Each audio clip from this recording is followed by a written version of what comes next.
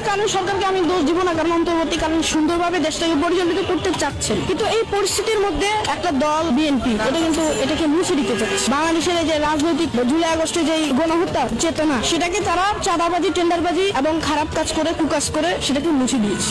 রাজনৈতিক পরিবেশে 1971 সন থেকে এই পর্যন্ত যদি কোনো হিসাব করা হয়, ইসলামিক দলগুলো ব্যতীত বাংলাদেশে কোনো দলই সুন্দরভাবে তাদের রাজনৈতিক পরিবেশটাকে গড়ে তুলতে পারে, একমাত্র ইসলামিক দল ছাড়া। এর মধ্যে জামাত ইসলামী আছে, চরমনি আছে, যদিও ভুল ত্রুটি ছিল চরমনি, তারা আওয়ামী লীগের সাথে হাত ছিল তাদের, তবুও তাদেরকেই বলা যায়। 5 আগস্টের আগে যেমন আওয়ামী লীগেরা ছাত্রদের হত্যা করেছে, পুলিশ বাহিনী দিয়ে, প্রশাসন দিয়ে বাংলাদেশের মধ্যে ফ্যাসিস্ট যে কারিকুলাম সেগুলো চালু করেছে। তো 5 আগস্টের পরে অন্তর্বর্তীকালীন সরকার যখন গঠিত হয়, তখন কিন্তু অন্তর্বর্তীকালীন সরকার যেভাবে দেশটা পরিচালিত করছে এটা খুব ভালো, কিন্তু একদল সেই বাংলাদেশটাকে নিভিয়ে দিতে চাচ্ছে। এখানে চাঁদাবাজি, টেন্ডারবাজি, ধর্ষণ ইত্যাদি করে বাংলাদেশের 2024 সনে যে জুলাই আগস্টে যে গণঅভ্যুত্থানটা হয়েছে সেটার স্মৃতিটুকুকে মুছে দিতে চেয়েছে।